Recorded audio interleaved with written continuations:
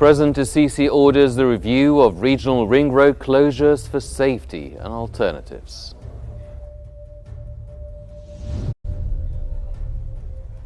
Prime Minister Madbouli arrives in Rio to represent Egypt at the Brics summit.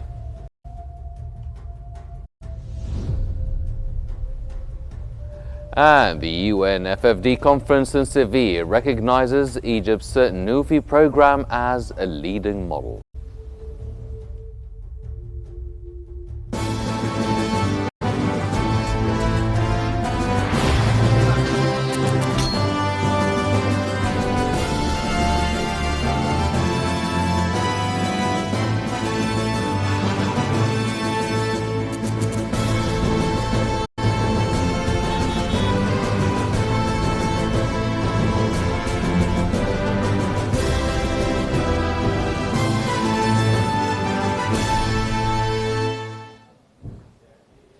You're watching Qnews, and these are the news from Egypt. I'm Hani Saif. Egypt's President Abdel Fattah al-Sisi has directed the government to consider closing sections of the regional ring road undergoing maintenance, ensuring safe, practical alternatives for citizens.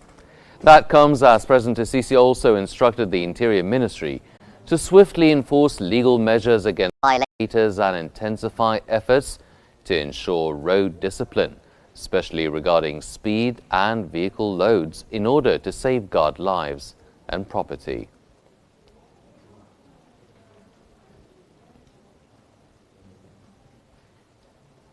Prime Minister Mustafa Madbouli has arrived at Rio de Janeiro to represent President Abdel Fattah al-Sisi at the 17th Brics summit. Madbouli will take part in sessions focused on cooperation among Brics nations. The summit, aimed at strengthening cooperation among southern countries for inclusive and sustainable governance, aims to deepen partnerships and address global development challenges.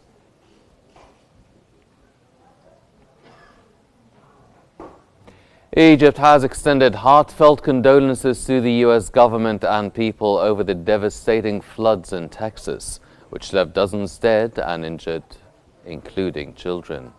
In a statement by the Egyptian Foreign Ministry, Egypt expressed full solidarity with the U.S. during this tragic time and offered sincere sympathies to the victims' families, wishing the injured a swift recovery.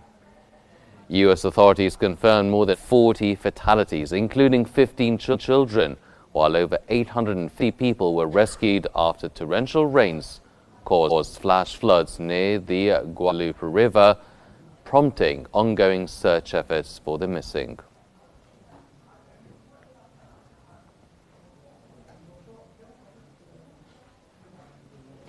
Egypt's Foreign Minister Badr Abdel-Ati has discussed enhancing Egyptian-EU migration cooperation during his call with EU Commissioner for Home Affairs and Migration Magnus Brunner. Abdel-Ati stressed adopting a comprehensive development-linked approach to tackle irregular migration's root causes, highlighting mutual interests and regional stability. He emphasized continuing joint projects under strategic partnership frameworks and expanding legal migration via training programs for Egyptian workers. He also outlined Egypt's burden in hosting nearly 10 million foreigners who receive essential services like citizens.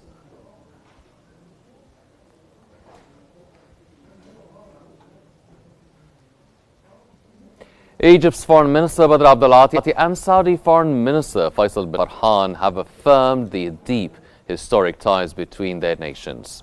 The two counterparts emphasized ongoing cooperation on bilateral and regional issues, especially Gaza.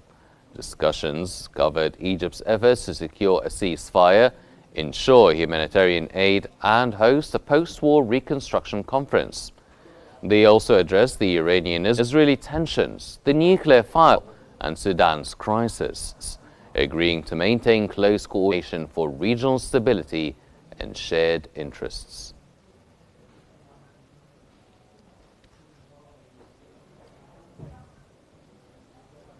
Under the directives of Egypt's President Abdel Fattah al-Sisi to de-escalate regional tensions, Foreign Minister Badr Abdel-Ati has held key talks with officials from Iran, Oman, France, the US, and the IAEA. Discussions focus on securing a ceasefire between Israel and Iran, resuming nuclear negotiations and promoting regional calm through diplomacy. Officials praise Egypt's efforts to mediate and foster consensus. Separately, Abdulati and US envoy Steve Witkoff reviewed Gaza ceasefire talks, detainee releases, humanitarian aid, and Egypt's preparations for a reconstruction conference once a ceasefire is reached.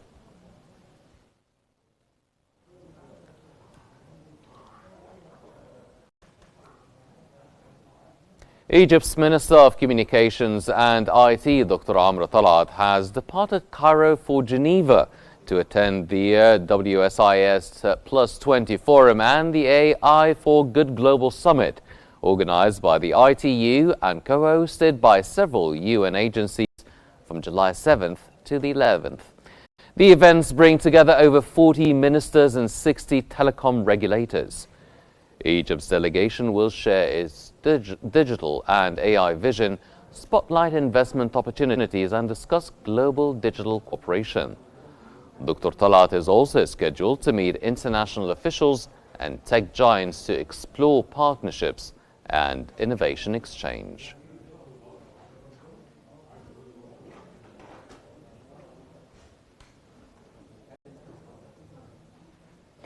Egypt's Environment Minister Yasmin Fouad met virtually with her Norwegian counterpart Andreas Eriksson as part of informal consultations ahead of next month's global treaty talks on plastic pollution.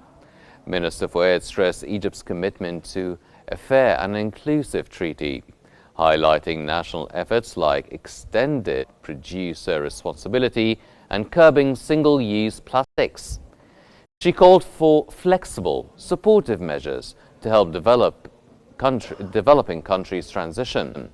Minister Eriksson welcomed Egypt's engagement and said informal talks are vital to shaping effective treaty language.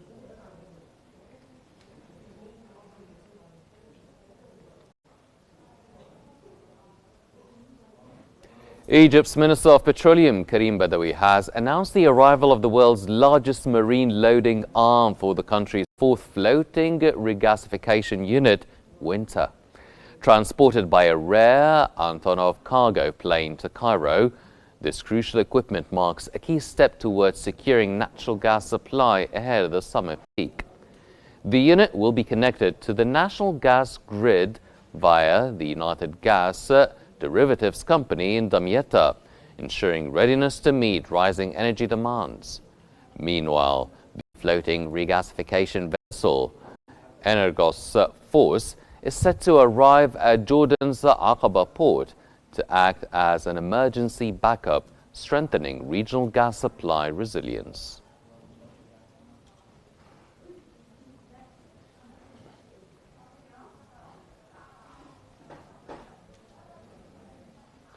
Since 2020, around 2,400 women-led small and micro enterprises have received financing through Egypt's Women's Enterprise Support Program, creating 60,000 jobs nationwide.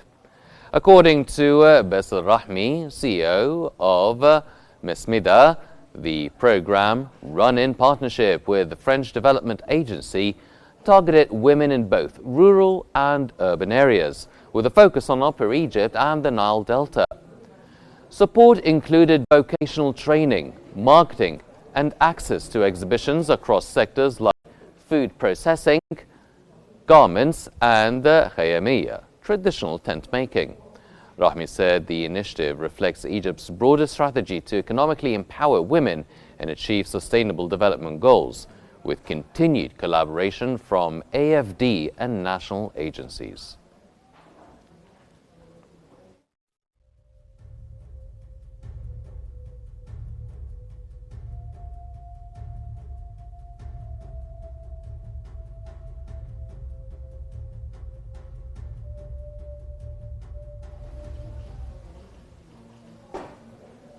Minister of Local Development Manal Awad has reviewed progress on the National Project for Community, Human and Local Development, Mashruak, from 2015 to May 2025.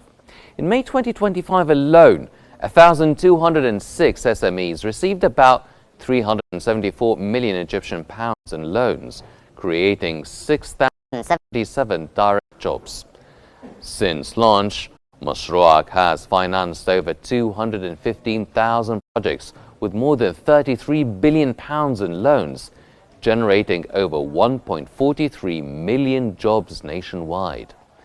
Upper Egypt remains a key focus, leading project implementation with Suheg, Asyut, Beni Suef and Aswan topping the list. Several Delta governorates also reported strong activity. Awad reaffirmed the ministry's commitment to expanding Mashruaq, enhancing finance access and supporting sustainable local development across Egypt.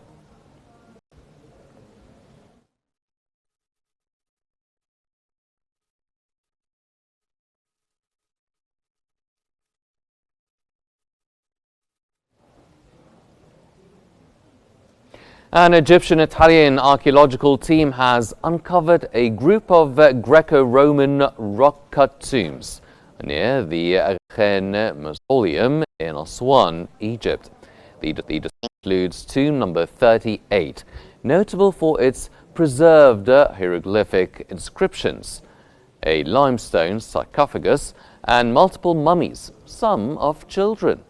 The tomb's inscriptions identify its owner as Kamisiu, a high-ranking official offering fresh insight into funerary customs during the Ptolemaic and Roman periods.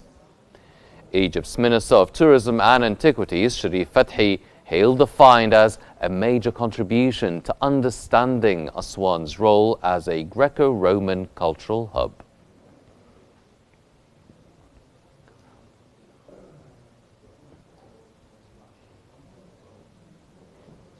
Egypt's NUFI Water, Food, Energy program was recognized as a leading national platform for integrating development and climate action at the 4th UN Financing for Development Conference in Seville, Spain. The program has mobilized $4 billion in concessional finance for renewable energy and green projects, showcasing effective collaboration between Egypt, development partners and private investors.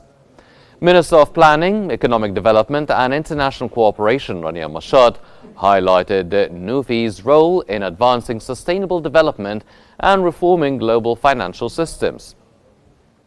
The conference launched 130 initiatives to address financing gaps and debt crises worldwide.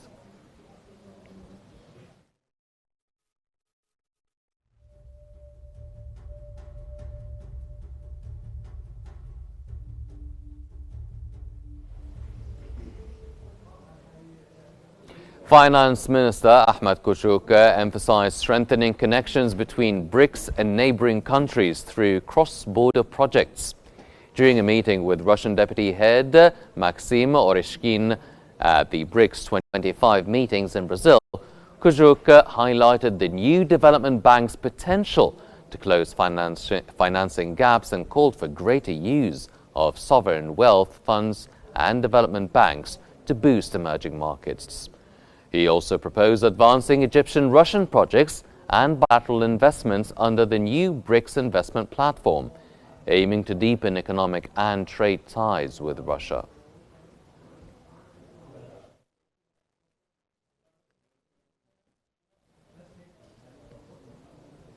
The value of Egypt's exports to Brics countries increased to $9.4 billion in 2024, up from $8.5 billion in 2023, marking a growth rate of 10.6%. Meanwhile, the value of Egypt's imports from Brics countries rose to $41.4 billion in 2024, compared to $34 billion in 2023, reflecting a growth rate of 21.8%.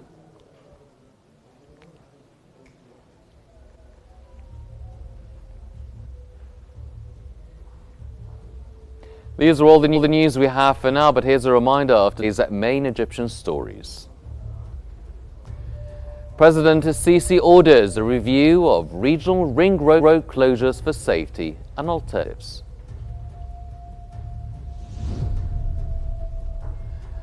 Prime Minister Madbouli arrives in Rio to represent Egypt at the Brics summit.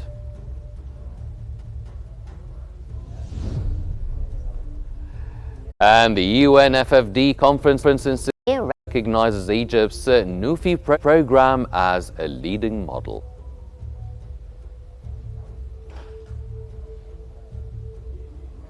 These are all the Egyptian news we have for now, but remember to stay updated by following Qnews for the latest updates. Thank you for joining us.